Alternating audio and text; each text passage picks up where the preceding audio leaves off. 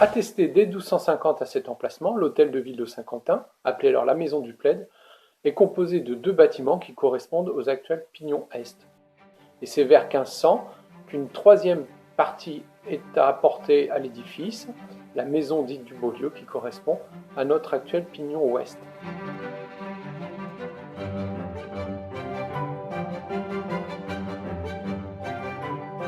L'ensemble est réuni en 1509 derrière une façade unique, de style gothique flamboyant, œuvre traditionnellement attribuée à l'architecte Collard Noël.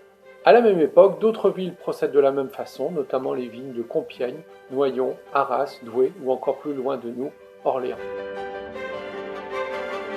En 1831, la ville de Saint-Quentin frappe d'alignement l'hôtel de ville et décide de le détruire. C'est finalement l'inspecteur des monuments historiques Ludovic Vité qui va le sauver en le protégeant au titre des monuments historiques. C'est sans doute au cours des années 1840 que la grille de haunage est descendue du premier étage et installée sous les arcades de l'hôtel de ville. Cette grille servait jusqu'au XVIIIe siècle à mesurer les toiles de lin qui étaient fabriquées dans le Saint-Quentinois. En très mauvais état, il est décidé de restaurer la façade de l'hôtel de ville, ce que réalise l'architecte Eugène Lacroix en 1851-1852.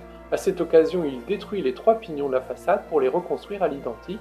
Il les coiffe de statues d'anges et de Saint-Quentin, qui disparaîtront quelques années plus tard, mais c'est aussi lui qui décide d'installer entre les pignons la statue d'un chien et d'un singe, considérant alors que ce sont les emblèmes de la ville de Saint-Quentin. Mais ces restaurations n'ont pas été très bien exécutées, notamment elles ont été faites au ciment, et l'architecte Eugène d'Angeois doit reprendre l'ensemble en 1901-1902. Les pignons sont à nouveau détruits, reconstruits cette fois-ci légèrement en retrait et en plus avec une hauteur supplémentaire de 2 mètres. La plupart des statuettes et des sculptures sont refaites aussi à cette occasion.